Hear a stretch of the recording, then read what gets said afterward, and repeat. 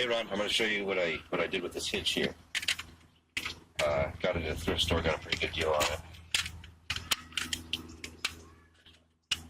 Battery solution. It's magnetic, it'll power the camera through the whole thing.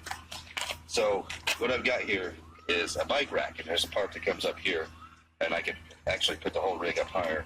But for now, I'm going to show you what I'm mainly going to use it for. So I can roll into location like that. It locks in here to the hitch, so it's tight to the frame, so it won't rattle on me.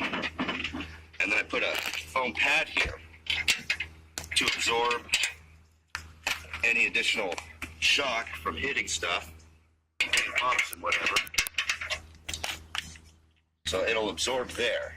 And then of course it's going to absorb here. And essentially, just lock it in here.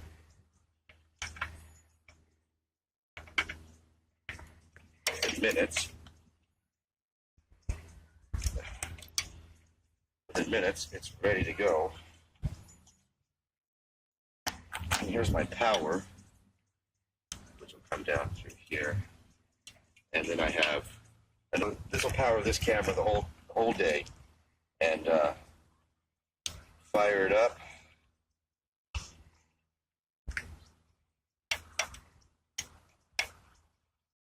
Now once it finds level, it's ready to go. There we go. Just out there. So, just like that, it's set to go. I've got, this can be controlled from inside the vehicle for the zoom. So I can change the focal lengths from inside there. And then I have the controller, which will pan, tilt, and roll.